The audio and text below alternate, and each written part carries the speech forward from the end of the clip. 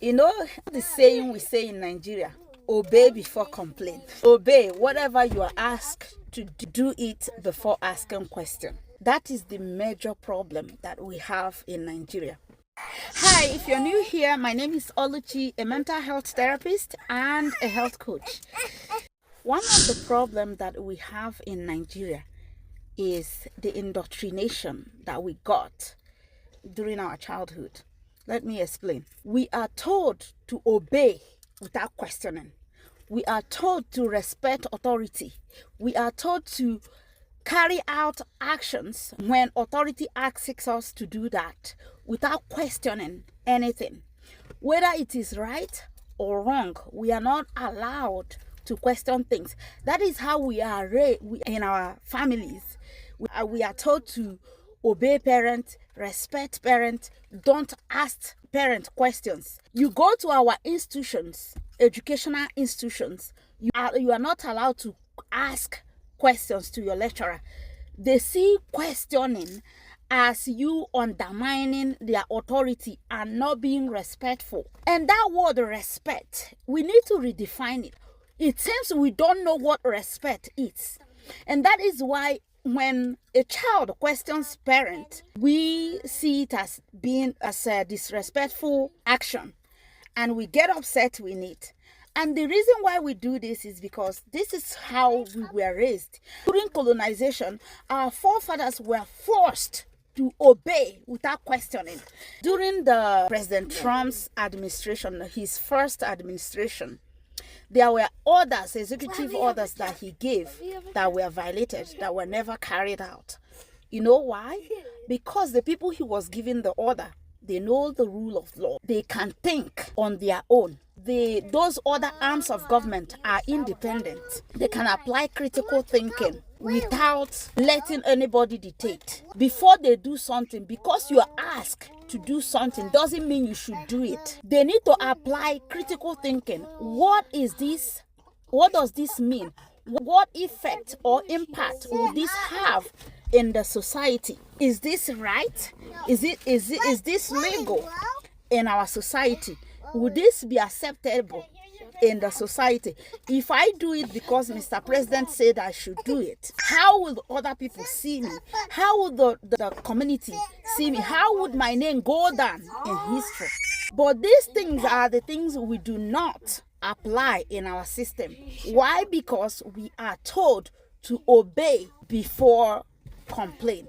Obey before asking questions. If President of Nigeria today makes a decree that the Nigerian army should go to one village in Nigeria and unalive everybody, they will do it. Why? Because they don't think. They will not question anything. All they have been indoctrinated is obey before question, without thinking the impact and the effect of their action on the community and the society. How is this action going to impact the community and the society? How is it going to contribute to nation building? But because we have been told to obey authority, to always obey authority right from our childhood, that is why in Nigeria today, the executive arm of government have hijacked the other part of government. They are not independent. They can't function on their own. Whatever authorities tell them to do, they don't think about the effect in the community, the effect in the system. What am I doing? They don't ask those questions. It's just to respect authority. And that is the major problem we have. Somebody in judiciary who knows that they are another arms of government. They act as though they are dependent to the executive. Once there is executive order, people want to carry it out. What they want to know is, if you tell me, if an authority tells me to jump, how high should my question should be, how high do you want me to jump? Instead of thinking and asking, why do you want me to jump? Is it responsible for me to jump? Is it right? What purpose is that jumping serving to me, to you, to community, to society? What purpose is it serving?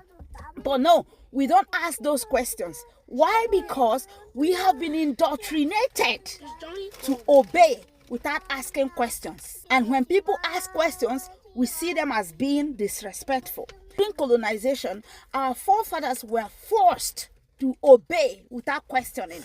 That is on today. You still do that. Parents still do that. You cannot allow your children to ask questions right from our childhood without even asking, where is this our belief system or our culture come from? Today, people will tell you that is our culture. We are not Oyibo. Where does this even culture come from? Where is this culture that we so much call our culture today that we practice? Where does it come from? How did we learn it? Every culture, 99% of our culture that we are practicing today are maladaptive behavior due to colonial impact. They are maladaptive behavior. They obey before complain. Came from colonization. During colonization, people were not allowed to question the white folks. What they tell you to do is what you're going to do, or you lose your life. So people started doing it. That is how religion was forced on us, and we still hold on too tight to it. Anybody who comes against it, oh, this person is a devil's incarnate.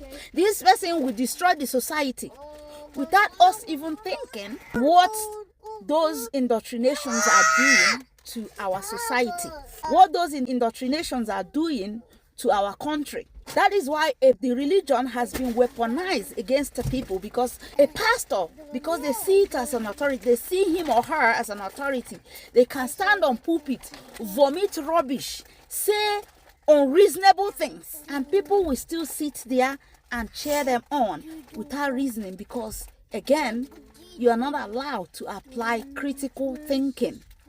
We need to really redefine the indoctrination we give our kids. If you're raising a child who doesn't ask you questions, who doesn't challenge you in some of the decisions or the things you are asking them to do, just know that you are raising a dummy. You are raising a puppet, somebody who can be manipulated easily.